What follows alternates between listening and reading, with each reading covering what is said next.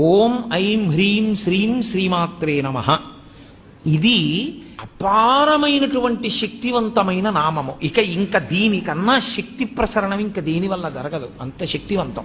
ఈ శక్తిని ఎందుకు తీసుకొస్తారంటే ఈ బీజాక్షరాలతోటి ఓం అంటే ప్రణవం.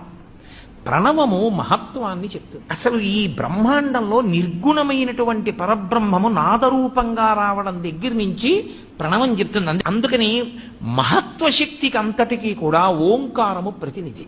అలాగే ఐం ఇది కవిత్వ శక్తికి ప్రతినిధి. అలాగే పటుత్వం కలగాలి అంటే హ్రీం.